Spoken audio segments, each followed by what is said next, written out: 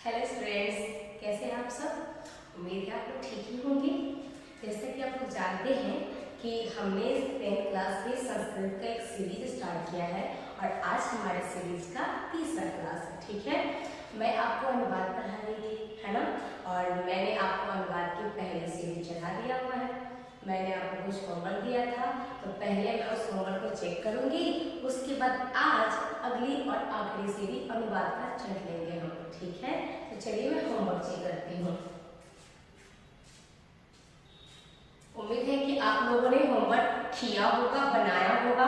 तो चलिए हम इसे क्या करते हैं, समझ लेते हैं। ओके,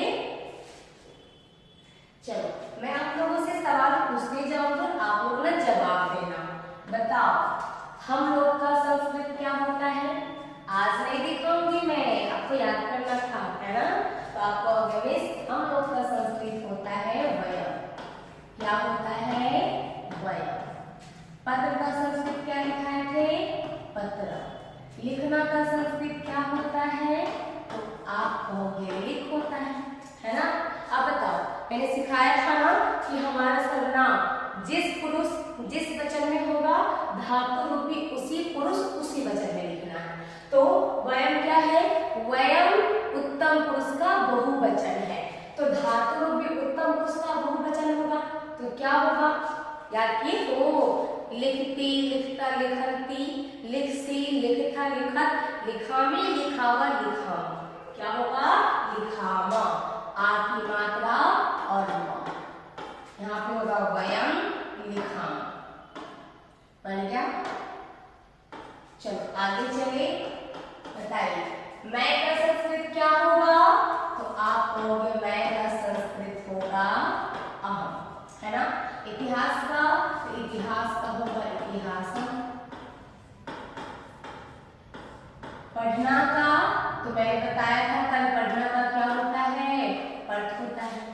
लेकिन क्या ये लिखना है, नहीं, धातु रूप लिखना है। बताओ, धातु रूप हमारे सर्वनाम के अनुसार तो अहम क्या है, अहम उत्तम पुरुष का एक वचन है। तो धातु रूपी क्या होगा, उत्तम पुरुष का एक वचन। तो क्या करेंगे इसमें, आ की मात्रा और मी, आमी। याद है ना, आमी उत्तम पुरुष में होता है ना, पठामी, पठावा, पठावा, तो आमी लग गया। आगे देखो, होमवर्क से करना है ना, तो थोड़ा सा हम लोग स्पीड चलेंगे। वह घट जाती है, जाती है मतलब स्त्री है, तो वह के लिए क्या लगेगा, सा लगेगा। घर का संस्कृत क्या होता है, गृह। जाना का संस्कृत क्या होता है, गच्छ।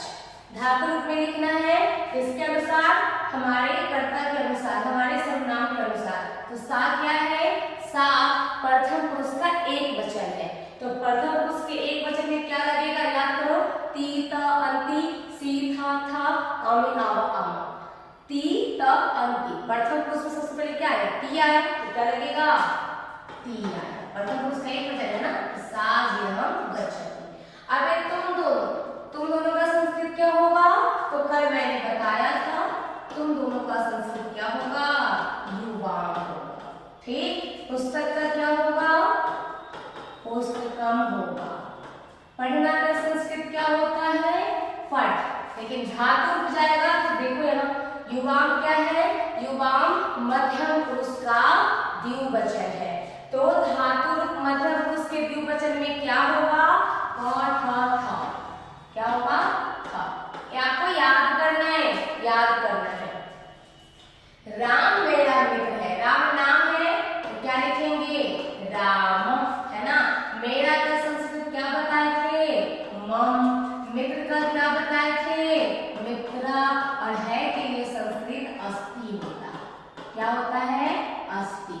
मैं आपको आगे बताऊंगी जब आपसे धातु रूप याद करवाऊंगी। एक धातु होता है अस।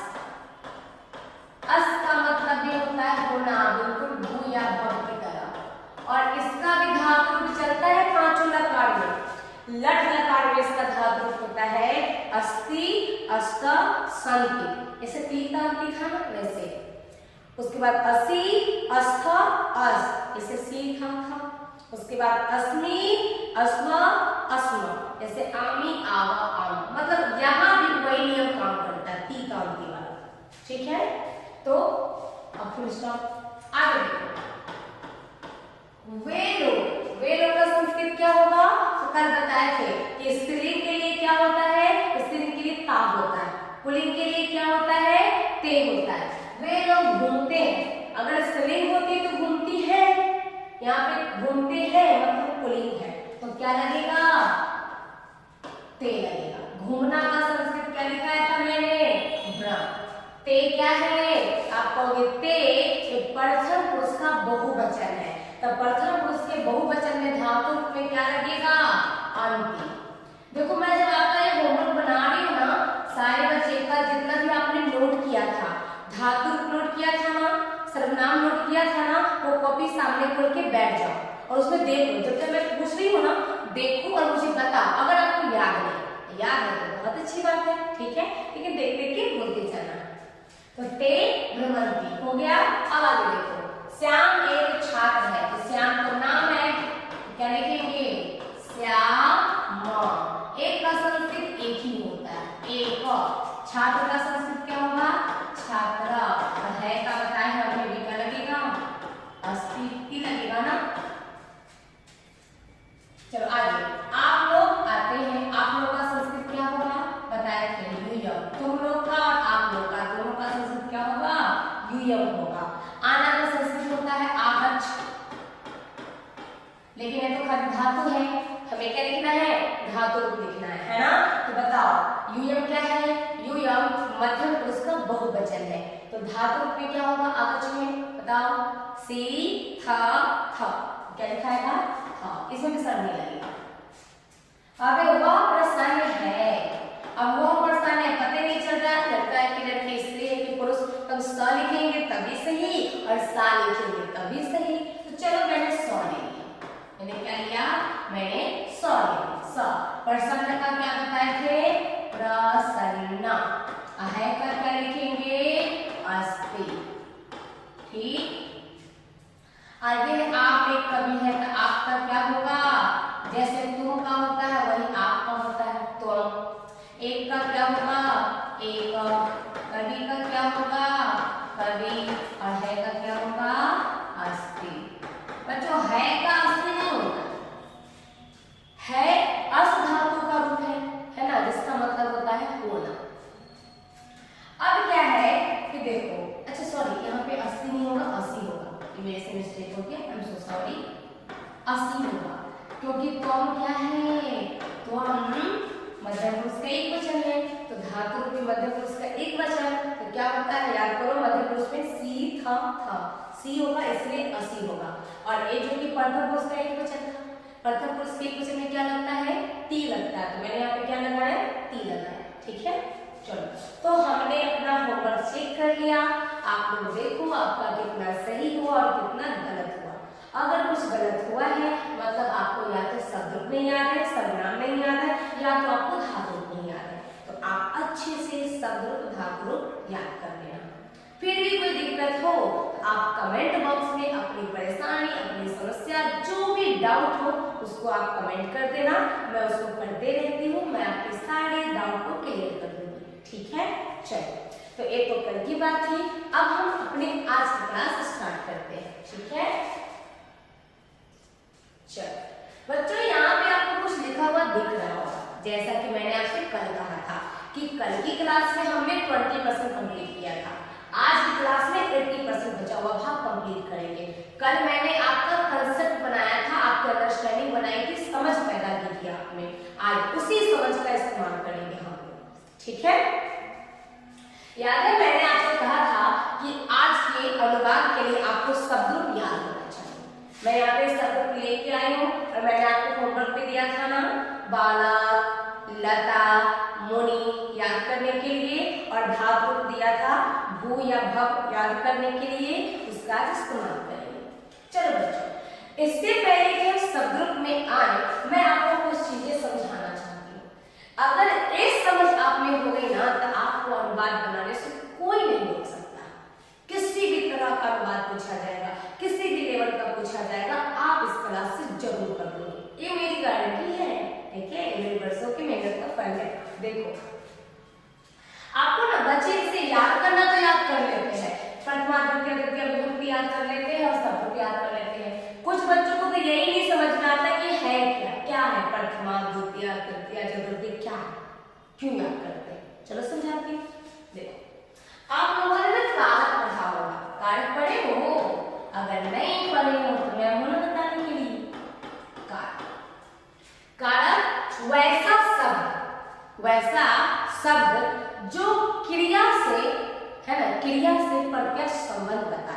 यानी वैसा शब्द जो बताए आपको कि वाक्य में जितने शब्द आए हैं ना, उनका रिश्ता क्रिया से है कि नहीं है, यही बता देंगे।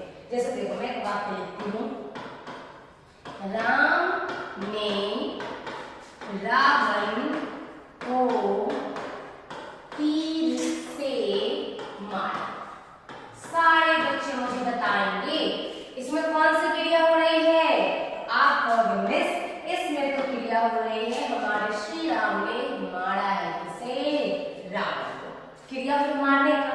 चलो अब मैं सवाल पूछूंगी, आप मुझे जवाब देना। बताओ किसने मारा, आप कहोगे राम ने। बताओ मारने का संबंध राम से है कि नहीं है, कौन बताया, ने बताया, यही कारण है। मैं पूछूंगी बताओ किसको मारा, आप कहोगे मिस रावण को मारा। बताओ मारने वाली क्रिया से संबंध रावण का है कि नहीं है, किसने बताया, वो ने बताया। अब मैं पूछूंगी बताओ किससे मारा, आप कहोगे मिस तीर से मारा, है ना, किससे मारा, तीर से मारा। अब बताओ क्या तीर का मारने से संबंध है या नहीं है, कहोगे है, इससे तो मारा है। किसने बताया कि तीर से संबंध है, आप कहोगे मिस से ने बताया, है ना। तो एक कारक है, कर्ता ने कर्म को करण से, तो कारक ही तो है। तो कारक क्या करता है, एक क्रिया के साथ प्रत्यक्ष का मतलब दिख रहा है, सामने दिख रहा है, आंखों के सामने दिख रहा है ना, दिख रहा है ना, आंखों के सामने दिख रहा है, जो क्या करता है प्रत्यक्ष संबंध बताता है। क्या करता है, प्रत्यक्ष संबंध बताता है क्रिया से, किससे, क्रिया से, उसको कारक कहते हैं। अब कारक जो है हिंदी में कारक 8 होते हैं और संस्कृत में कारक 6 ही होते हैं, ठीक है। अधिकरण और संबोधन को तो संस्कृत में कारक मानते ही नहीं, लेकिन अनुवाद में इनका इस्तेमाल होता है, इसीलिए हम अनुवाद करने के लिए नहीं पढ़ते। मैं आपको अलग से कारक पढ़ाऊंगी पूरे संस्कृत में, ठीक है, जो सवाल आते हैं एग्जाम में ऑब्जेक्टिव के लिए। अभी मैं इतना ही कारक आपको समझा रही हूँ जितना हमारे अनुवाद के लिए जरूरी है, क्योंकि हमारा मेन टॉपिक क्या है, अनुवाद, ठीक है। तो आप देखोगे यहाँ पे मैंने हिंदी में जो 8 कारक है, ये 8 कारक का नाम लिखा है। कर्ता, देखो कर्ता, कर्म, करण, संप्रदान, अपादान, संबंध, अधिकरण, संबोधन। बगल में देखिए क्या लिखा है, चिन्ह लिखा है। चिन्ह क्या है, तो देखो हिंदी में ना बाद में कारक लिख लेंगे कि कर्ता कारक है, कर्म कारक है, संप्रदान कारक है। हम हिंदी में क्या करते हैं, कुछ चिन्ह लिखते हैं। एक चिन्ह किसका होता है, कारक का। एक चिन्ह देख के समझ में आ जाता है कि कौन सा कारक। जैसे ने चिन्ह मिलेगा मतलब कर्ता कारक है, को चिन्ह मिलेगा मतलब कर्म कारक है, से मिलेगा अगर वो साधन है, सहायता कर रहा है तो कर्म कारक है, को के लिए आ गया तो संप्रदान है। मतलब एना आपको हिंदी के वाक्यों में लिखा हुआ मिलेगा, जो हिंदी मिलेगा ना वाक्य अनुवाद करने के लिए, उसमें ऐसे चिन्ह आपको मिलेगा, ठीक है। और ये चिन्ह देख के आपको समझ जाना है कि कौन सा कारक है। ये तो हिंदी के लिए है। अच्छा संस्कृत में अनुवाद लिखा हुआ, संस्कृत में वाक्य लिखा है, तो हम कैसे जानेंगे, है ना। तो संस्कृत में जो चिन्ह होता है ना, वो विभक्ति होता है। विभक्ति देख के हम समझ जाते हैं कि कौन सा कारक है। प्रथमा विभक्ति यानी कर्ता कारक, देखो मैंने सिर्फ सामने सामने लिखा ताकि आपको समझ में आ जाए। सब समझ रहे हैं, कोई बात नहीं, ऐसे क्लिक करने से ऐसे खींचते चले जाओगे, ठीक है। यहाँ जो मैंने सामने लिखा है ना, यहाँ देखो कर्ता कारक हिंदी में ने चिन्ह होता है और संस्कृत में प्रथमा विभक्ति। कर्म कारक हिंदी में को चिन्ह लिखा रहेगा और विभक्ति करेगा संस्कृत में द्वितीय। कर्ण कारक हिंदी का चिन्ह कर्ण कारक और संस्कृत का, यानी कोई शब्द अगर तृतीय विभक्ति में, इसका मतलब कौन सा कारक है, कर्ण कारक। कोई शब्द चतुर्थी विभक्ति में, मतलब कौन सा कारक है, संप्रदान कारक। कोई शब्द अगर पंचमी विभक्ति में, मतलब वो कौन सा कारक है, अपादान कारक। कोई षष्ठी विभक्ति में है, मतलब वो संबंध कारक है। सप्तमी विभक्ति अधिकरण, ठीक है। और संबोधन में ना प्रथमा विभक्ति लगता है, क्योंकि इसके जो शब्द होते हैं वो कर्ता कारक ही होते हैं, ठीक है। अब चलो थोड़ा कारक समझा देती हूँ। ये तो मैं चिन्ह समझा रही थी कि किस कारक का हिंदी में क्या चिन्ह होगा और संस्कृत में उसके लिए क्या होगा। अब थोड़ा सा जान लो कि कारक क्या होता है, तभी अनुवाद बनाने में आसानी होगी। चलो सबसे पहले हम लोग देखते हैं कौन सा कारक, कर्ता कारक। कर्ता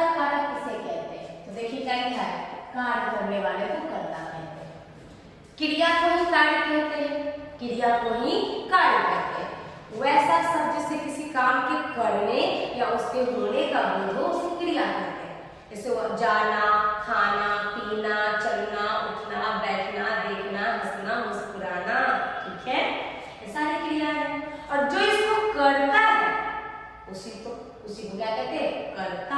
कार्य करने वाले को कर्ता कहते हैं, ठीक है। जैसे मैं आप लोगों को पढ़ा रही हूँ, मैं पढ़ाने की क्रिया कर रही हूँ, मैं क्या हो गई, कर्ता हो गई, ठीक है। आगे देखो कर्म कारक, आगे क्या है, कर्म कारक। हिंदी में क्या चिन्ह मिलेगा, को मिलेगा। संस्कृत में इसमें कौन सी विभक्ति, द्वितीय विभक्ति, ठीक है। कहते किसे है कर्म कारक, तो जिसपे क्रिया का फल पड़े। फल आम नहीं, सेब नहीं, फल का मतलब असर, प्रभाव। कर्ता ने कोई काम किया, उसका असर जिस पे पड़ जाता है ना, वो कर्म कहलाता है। जैसे हमारे श्री राम ने क्या किया, रावण को मारा, तो मारने का काम तो श्री राम ने किया, तो हमारे श्री राम क्या हो गए, कर्ता हो गए। श्री राम क्या हो गए, कर्ता हो गए, ठीक है। किसको मारा, इन्होंने मारने की जो क्रिया की, मारा कौन, असर किसपे पड़ा, रावण पे। तो रावण क्या हुआ, रावण कर्म हुआ जिसपे क्रिया का असर पड़ा, ठीक है। अब है कारण कारक। हिंदी में या तो से लिखा होगा या तो के द्वारा लिखा होगा। और संस्कृत में कौन सी विभक्ति होगी, तृतीया। यानी कि अगर कोई शब्द तृतीया विभक्ति में है मतलब वह कौन सा कारक है, कारण कारक। क्या लिखा मैंने, जो क्रिया संपादन में सहायक हो। क्रिया संपादन का मतलब काम करने में, यानी जो काम करने में आपकी मदद करता है ना, सहायता करता है, वही कारण। जैसे आप साइकिल से स्कूल जाते हैं, आप स्कूल जाने का काम करते हो, बताओ सहायता कौन करता है, साइकिल करता है ना। तो साइकिल क्या हो गया, कर्म कारक। मैं मार्कर से बोर्ड पर लिखती हूँ, मैं लिखने का कार्य कर रही हूँ और इसको करने में मेरी सहायता कौन कर रहा है, मार्कर कर रहा है, तो क्या हो गया, कर्म कारक, ठीक है। आप लोग कलम से लिखते हैं, लिखने का कार्य कर रहे हो, आपकी मदद कौन कर रहा है, कलम, तो कलम क्या हो गया, कर्म कारक, ठीक है। आगे आ जाओ संप्रदान। इसमें अरे मैंने क्या कर दिया, कुछ नहीं, चलो मैं लिख देती हूँ। क्या है, संप्रदान कारक, ठीक है। तो देखो संप्रदान, इसी में आ जाता है प्रदान। प्रदान मतलब देना। आप अगर किसी को कोई चीज दे रहे हैं तो जिसको दे रहे हैं वो संप्रदान कारक, या किसी के लिए कोई काम करते हैं तो जिसके लिए काम करते हैं वो संप्रदान कारक। जैसे है ना, मैं बोलूं कि मैंने आप लोगों को अपनी कलम दे दी, दूंगी नहीं, एग्जाम्पल है, तो मैंने आपको अपनी कलम दी, तो देने का मतलब किसको दिया, आपको दिया, तो आप किस कारक में आओगे, संप्रदान कारक में, ठीक है। और बता दो, है ना, जैसे आप पढ़ने के लिए विद्यालय जाते हो, विद्यालय जाने की क्रिया किसके लिए करते हो, पढ़ने के लिए, तो यहाँ पे पढ़ने के लिए कौन सा कारक, संप्रदान कारक, ठीक है। एक अनुवाद आता है, एग्जाम्पल आता है कि राजा ब्राह्मण को दान देता, तो राजा दान देने का काम कर रहा है और किसको दे रहा है, ब्राह्मण को दे रहा है, तो यहाँ पे ब्राह्मण को क्या हो गया, संप्रदान कारक। अच्छा यहाँ पे और ध्यान देंगे, यहाँ पे को भी है और के लिए भी, बच्चे ध्यान से देखो, संप्रदान में भी को, कर्म में भी को, कंफ्यूज मत होना कि कौन सा को कर्म है और कौन सा को संप्रदान है, कंसेप्ट क्लियर रखो। कर्म तब होगा जब उस पे कार्य का असर पड़े, संप्रदान तब होगा जब उसे कोई सामान देंगे या उसके लिए हम क्या करेंगे, कोई काम करेंगे, तब क्या होगा, वो संप्रदान। अब आ जाओ अपादान। अपादान का चिन्ह से होता है और ये अलगाव का बोध कराता है। इसका मतलब क्या है, इसका ये मतलब होता है कि जिससे कोई वस्तु अलग हो जाए। मेरे हाथ में मार कर, देखो गिर गया, मेरे हाथ से मारकर गिर गया, मेरे हाथ से मारकर क्या हो गया, अलग हो गया, तो हाथ से अलग हुआ ना, तो हाथ कौन सा कारक, एक अपादान कारक। जिससे कोई वस्तु अलग होती है उसमें कौन सा कारक लगता है, अपादान। जैसे पेड़ पर से बंदर गिर गया, बंदर पेड़ पर से क्या हुआ, गिर गया, पेड़ से अलग हुआ ना, तब पेड़ में कौन सा कारक, अपादान कारक। आप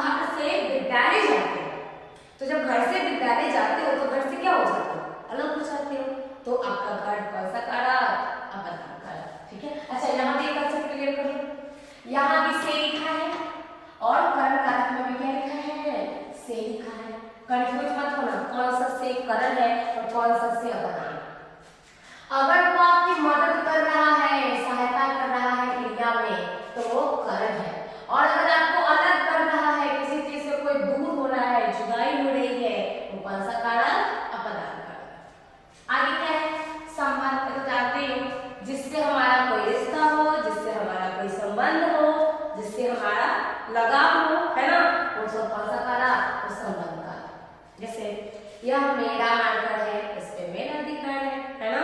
उसके बाद में बोलो कि आपकी मम्मी, आपका भाई, है ना, आपका विद्यालय, आपका बैग, है ना, आपकी कलम, आपकी साइकिल, इसमें आपकी, है ना, ये क्या हो गया, संबंध। अच्छा, इसमें ना और चीज होता है, ज्यादा था तो मैंने नहीं लिखा, इसमें और लिखते हैं रानी रे, मेरा, मेरी, मेरे, है ना, तो याद रखें कौन सा, नानी ने, अपना, अपनी, अपने, ये सब संबंध कारक होता है, ठीक है।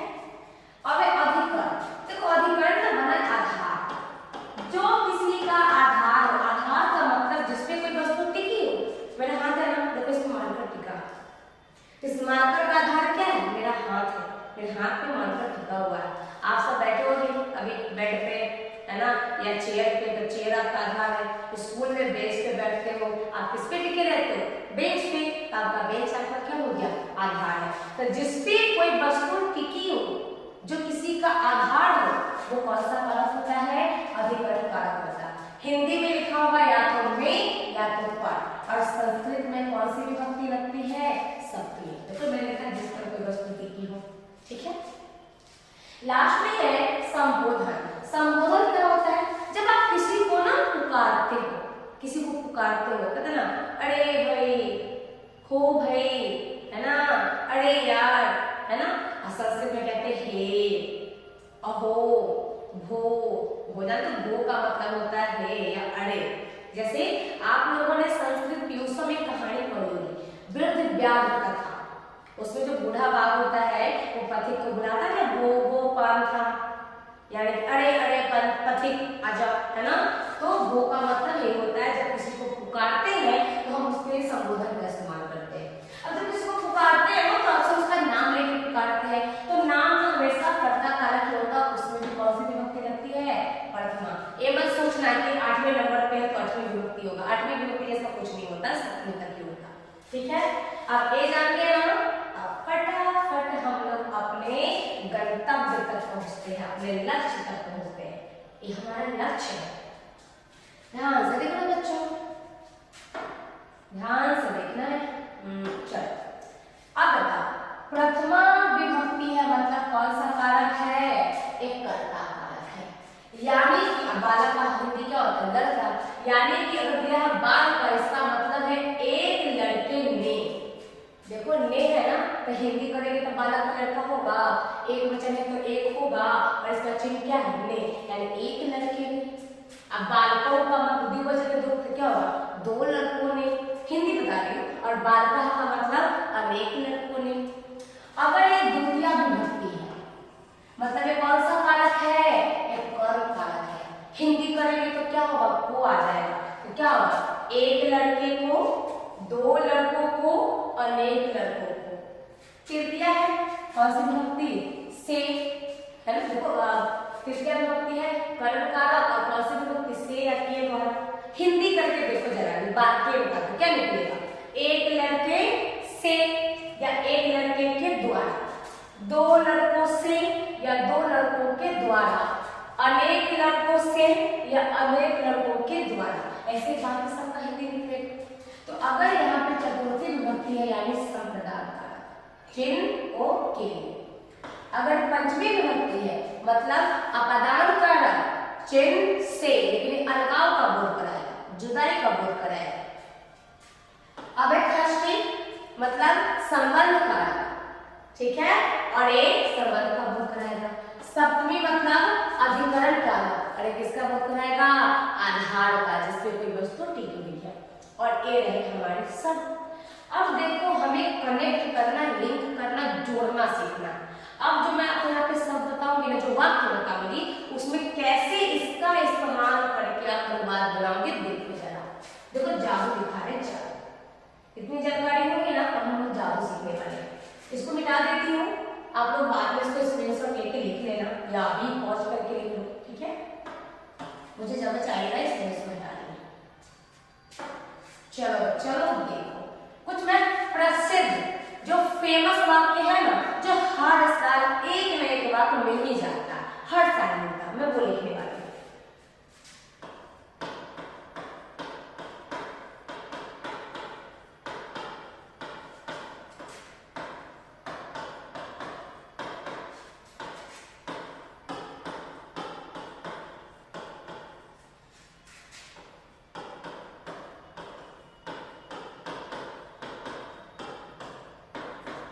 आप लोग भी लिखो मेरे साथ लिख लो, फिर मैं बताऊं तो बनाना।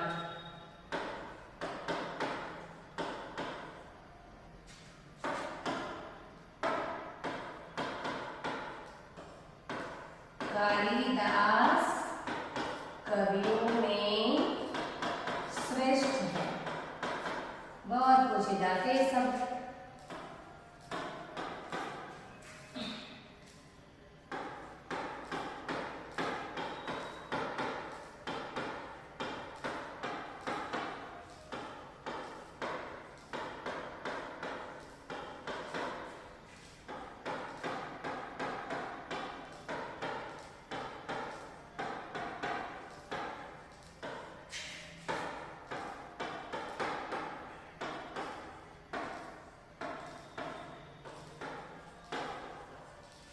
चलो इतना हम लोग करके देख लेते हैं, ठीक है।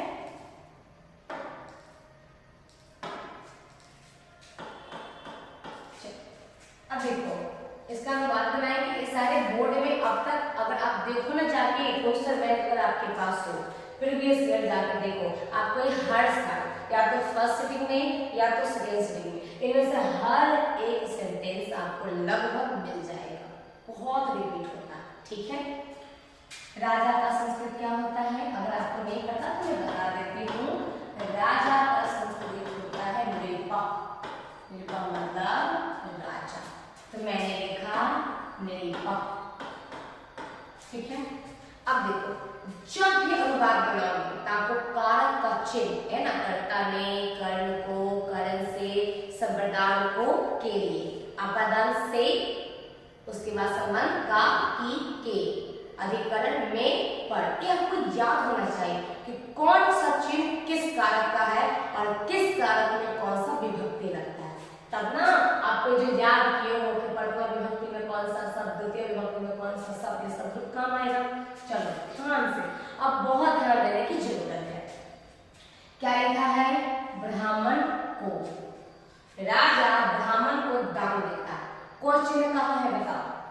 कांग्रेस देखिए क्वेश्चन एक तो हमारे कर्ण कारक में है, एक तो हमारे संप्रदान कारक में है। मैंने अंतर करना सिखाया ना। यहाँ पे राजा ब्राह्मण को दान दे रहा है, जब कुछ देने का बोध होगा तो कौन सा कारक होगा? आप कहोगे संप्रदान कारक होगा। बताओ संप्रदान कारक में कौन सी विभक्ति है? चतुर्थी विभक्ति। अब शब्द देखो, ब्राह्मण जो है एक पुल्लिंग शब्द है और अकारांत है। ये भी क्या है? अकारांत पुल्लिंग शब्द है। अकारांत पुल्लिंग शब्द है। इसका मतलब क्या होता है? पुल्लिंग का मतलब जानते हो, जिससे पुरुष जाति का बोध हो। अकारांत का मतलब उस शब्द के अंत में कौन आ रहा है? अकार आ रहा है। किसी शब्द के अंत में कोई मात्रा नहीं तो सिर्फ अ होता है। अन अकार जोड़ अन अकार। अगर ई है तो इकार जोड़ अन इकार। उ है तो उकार जोड़ अन उकार। ऐसे होता है इकारांत, उकारांत, इकारांत, ठीक है।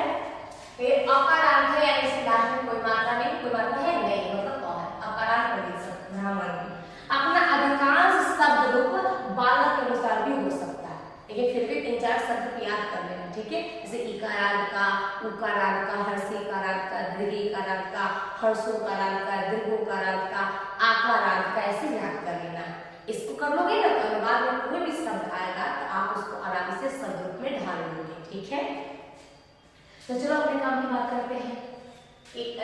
ब्राह्मण को संप्रदान कारक है, चतुर्थी विभक्ति, तो चतुर्थी विभक्ति में जाएंगे। अब चतुर्थी विभक्ति में तो 3 शब्द, हम कौन सा शब्द चुनेंगे? तो देखो एक वचन, द्विवचन, बहुवचन। बताओ ब्राह्मण कितने हैं? तो कोई संख्या नहीं लिखी है। ब्राह्मण को देना मतलब एक से अधिक होता तो ब्राह्मणों को होता है ना, तो ब्राह्मण को दे रहा मतलब एक है तो एक वचन जाएंगे। तो चतुर्थी के एक वचन में क्या रहा है? बालकाय। ब्राह्मण को इस पर ढाल दो तो बालकाय तो क्या हो जाएगा? ब्राह्मणाय। क्या हो जाएगा? ब्राह्मणाय। दूसरा लिखती हूँ ब्राह्मणाय।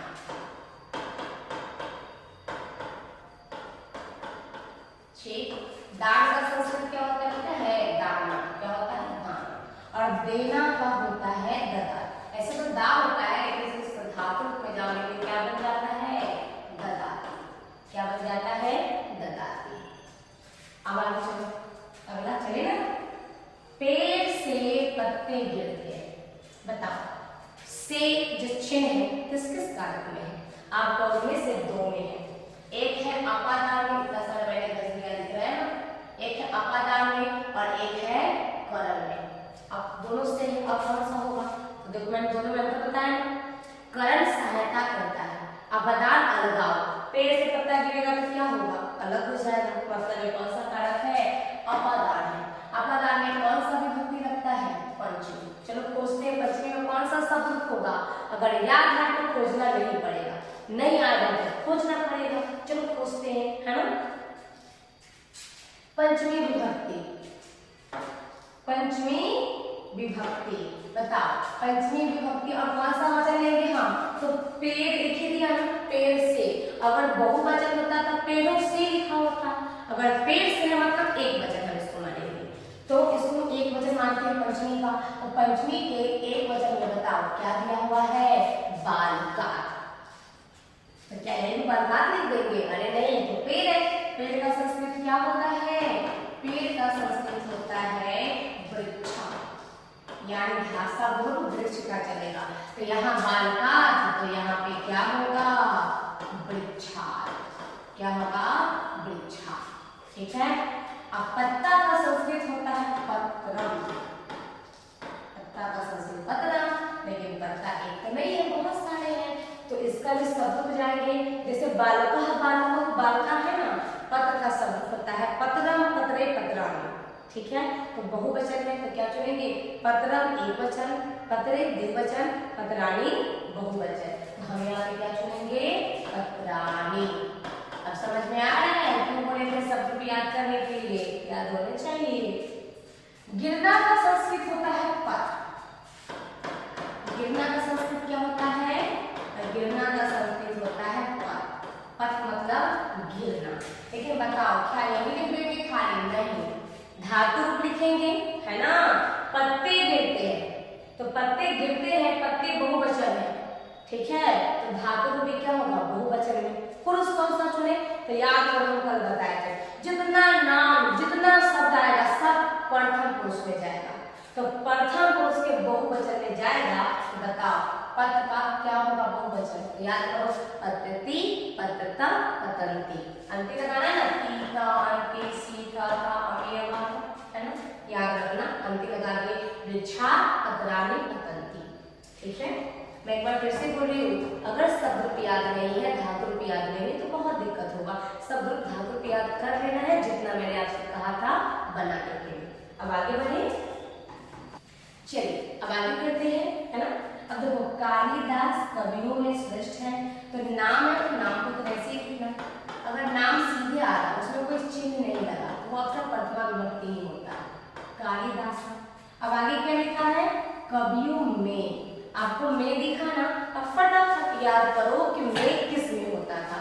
यहाँ देखो, याद नहीं है तो देखो में कहाँ है? अधिकरण कारक। और अधिकरण कारक में कौन सा विभक्ति? सप्तमी। हम सीधे शब्द रूप में जाएंगे, सप्तमी विभक्ति में। अब हमको देखना है कौन सा वचन। तो याद करो, कवियों में दिया है, मतलब बहुत सारे कवि हैं, तो कौन सा वचन होगा? बहुवचन। तो सप्तमी का बहुवचन में कौन सा रूप है? बालकेषु। जैसे मैंने कहा था ना मुनि शब्द याद करना, तो मुनि के अनुसार ही कवि का शब्द चलेगा। और मुनि में भी जाओगे तो सप्तमी के बहुवचन में मुनीषु। तो यहाँ पे क्या हो जाएगा? यहाँ पे हो जाएगा कविषु। श्रेष्ठ का संस्कृत श्रेष्ठ ही होता है, और है का मैंने आज पहले ही बताया क्या होता है? अस्ति। ऐसे भी आप अस्ति की होगा। तो कौन श्रेष्ठ है? कालिदास। कालिदास प्रथम पुरुष के एक वचन में जाएगा, तो क्या लगेगा? ती लगेगा, इसलिए यहाँ पे अस्ति। आगे आ जाएगा, सीता दिया है, उसके साथ कोई विभक्ति का चिन्ह नहीं है, मतलब वो प्रथमा विभक्ति, तो सीता लिखेंगे। अच्छा एक चीज याद रखना, अगर स्त्रीलिंग शब्द हो, नाम हो, उसमें आ की मात्रा हो, दीर्घ की मात्रा हो, तो कोई विसर्ग नहीं लगाते। ठीक है। अगर सीता में विसर्ग लगाए तो बहुवचन बन जाए। याद क्यों ना, लता, लते, लता विसर्ग लग जाता तो मतलब बहुवचन हो गया। सीता। अब दिया है राम के साथ बनने। क्या दिया है? राम के साथ। ठीक है। अब देखो यहाँ पे आपको लगेगा मिस के दिया है, तो हम क्या लगा देंगे? का, की, के, हम तो संबंध कारक लगा देंगे, हम तो षष्ठी विभक्ति लगा देंगे? नो, बिल्कुल नहीं। बच्चों मैं आपको कारक पढ़ाने वाली हूँ ना, कारक कुछ नियम होते हैं, मैं संस्कृत में आपको कारक पढ़ाऊंगी। कारक के कुछ नियम होते हैं जिनका इस्तेमाल यहाँ पे होता है, और आपको बोर्ड के एग्जाम में ऑब्जेक्टिव में भी उस रूल से, उस नियम से सवाल पूछे जाते हैं। तो चलो आज एक नियम का जिक्र आया है, मैं यही भी बता देती हूँ। एक नियम होता है, यहाँ पे हैशटैग लिख देती हूँ, सहार्थी तृतीया। क्या है? सहार्थी तृतीया। ये क्या होता है? सहार्थी तृतीया नियम है ना, इसका मतलब है समम, मैं कॉमा दे देती हूँ, समम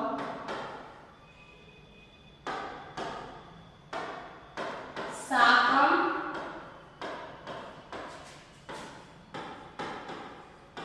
सार्थम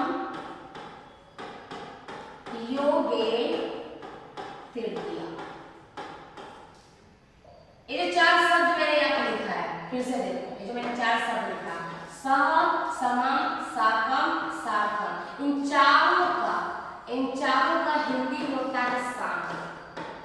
साम के लिए आप सह लगाओ, समम लगाओ, साकम लगाओ, सार्थम। और अगर किसी शब्द के साथ इन चारों में से कोई भी एक शब्द आया तो वो कौन सा विभक्ति में जाएगा? तृतीया विभक्ति में। तो अगर किसी शब्द के साथ हम सम, समम, साकम, सार्थम, इन तीनों में से कोई भी एक शब्द उसके साथ लगाएंगे तो सब तृतीया विभक्ति में जाता है। तो आप बताइए कि सीता किसके साथ बनेगी? राम के साथ। तो सात सौ राम में लगेगा, तब राम किस विभक्ति में जाएंगे? तृतीया विभक्ति में। राम जी अकारांत पुल्लिंग है तो बालक अनुसार चलेंगे, तो हम यहाँ पे इसमें देखेंगे तृतीया विभक्ति। तो तृतीया विभक्ति राम का एक ही है, तो कौन सा वचन? एक वचन। क्या है यहाँ पे? बालके। यहाँ पे क्या लिखा है? रामे। और जो सबग्रुप में जाके देखोगे तो जैसे रामे तृतीया में लिखते हैं तो इसका न बदल जाता है, इसमें मूर्धन्य न होता है। क्यों होता है? संधि में पड़ता है। ठीक है, तो सीता रामे, सात का संस्कृत क्या होगा? स। कहाँ गई? तो वन। ठीक है, वनम, ऊपर अनुस्वार देती हूँ ज्यादा सही होगा, वनम। और गई, गई क्या है? एक भूतकाल की क्रिया है, किसकी? जाना का। भूतकाल के लिए कौन सा लकार बनाया था? याद करो, याद करो, याद करो। लकार तो बना था ना याद करने के लिए, किया है आप लोगों ने? चलो मैं याद मैं बता देती हूँ आज, लेकिन याद करके भूतकाल के लिए देखो कहाँ है? लग लकार। सामान्य भूतकाल दिया है, लग लकार। ठीक है, और सीता किस पुरुष में जाएगी? कोई भी नाम प्रथम पुरुष। सीता कितनी है? एक है, यानी प्रथम पुरुष का एक वचन, यही है ना। तो चलो लग लकार के प्रथम पुरुष के एक वचन में क्या है? अभवत। लेकिन एक किसका रूप है? भू या भव का। तो गच्छत, गच्छ का क्या होता है पता है? गच्छ का होता है अगच्छत। गच्छ का क्या होगा? अगच्छत। अब आ जाओ यहाँ पे, कहाँ थे हम लोग? यहाँ थे, आ जाओ। तो यहाँ पे क्या लिखेंगे? अगच्छत। इसके लिए दो और शब्द हैं, मैं बता देती हूँ। गई के लिए एक और गतवती भी लिखते हैं या गता ये भी लिखते हैं, लेकिन गता जो है ये थोड़ा सा आगे मैं समझाऊंगी कि गता क्यों लिखते हैं, वो प्रत्यय का है। आप अभी फिलहाल जान जाओ कि अगच्छत लिखेंगे, हम गतवती या गता भी लिख सकते हैं। ठीक है, अब आगे आ जाओ। गंगा, तो गंगा के लिए क्या लिखेंगे? गंगा। नाम है तो नाम लिखेंगे। अब देखो हिमालय से, गंगा हिमालय से निकलती है, तो से चिन्ह कहाँ कहाँ था? एक पर्ण में था, एक अवधान में था। अब हमको लिखिए मतलब आप लोग कि कहाँ क्या लगेगा? पर्ण का क्या प्रदान बताओ। गंगा हिमालय से निकलेगी तो गंगा हिमालय से क्या हो जाएगी? अलग हो जाएगी ना। तो अलगाव का बोध होगा तो कौन सा विभक्ति? कौन सा कारक? अपदान कारक, विभक्ति पंचमी। चलो यहाँ पे चलते हैं। हाँ, यहाँ चली जाएगी। गंगा, गंगा लता पे चलेगी। लता स्त्रीलिंग आकारांत है, लास्ट में आ की मात्रा है, और गंगा में भी क्या है? लास्ट में आ की मात्रा है। तो गंगा का सबूत किस पे चलेगा? लता पे चलेगा। ठीक है, तो आपको अच्छा Ganga I am so sorry, Himalaya से निकल रही है, गंगा से नहीं। तो हिमालय तो अकारण पुल्लिंग है, मतलब बालक पे ही चलेगा, है ना। अच्छा क्या लिखा है, बालका। एक वचन नहीं होगा क्योंकि हिमालय एक वचन है, तो बालका। तो हम यहाँ पे क्या लिख देंगे, चलो हिमालय, दिख रहा है ना, हिमालय। निकलती है का, तो निकलती है का निकलना का होता है, जब कोई नदी निकलती है ना तो निकलना का होता है निसर, निसर। अब गंगा नाम है नदी का, तो जितना भी नाम है प्रथम पुरुष एक वचन, क्या लगेगा बताओ, ती लगेगा। क्या लगेगा, ती। निह सर, और क्या लगा देंगे, ती, निह सरती, गंगा हिमालय निसरती। तो ए रहा अनुवाद। मैंने आपको ये सारे सवाल बता दिए, आप लोग अब क्या करोगे, प्रैक्टिस।